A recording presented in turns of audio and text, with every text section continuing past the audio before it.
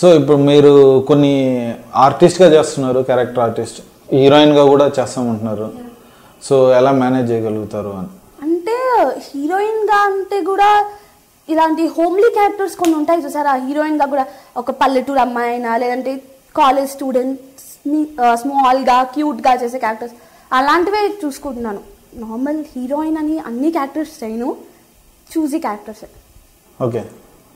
So acting అనేది మీరేమైనా నేర్చుకున్నారా? లేదు. అంటే చిన్నప్పటి నుంచి ఎక్స్ప్రెషన్స్తో మాట్లాడడం నాకు అలవాటు అనమాట. చిన్నప్పటి నుంచి డాన్స్ చేయడం, సో ఎక్స్ప్రెషన్స్తో మాట్లాడడం అలవాటు అయిపోయి నాకు యాక్టింగ్ ఈజీ అయిపోయింది.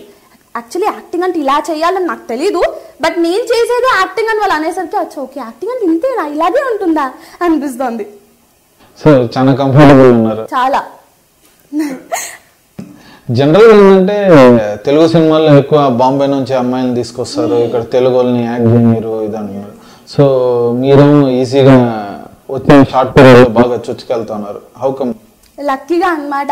యాక్చువల్లీ నేను చూస్ చేసుకున్న మూవీస్ డైరెక్టర్స్ కూడా ఎంత మంచిగా ఉన్నారంటే లైక్ అమ్మో డైరెక్టర్ గారు బాబోయ్ ఏమంటారో అలా ఏం లేదు, ఎలాంటి ప్రాబ్లం లేదు. వాళ్ళు ఇలాంటి బాంబే అమ్మాయిలకే ఎక్కువ ఆపర్చునిటీస్ ఇచ్చేలాగా లేరు.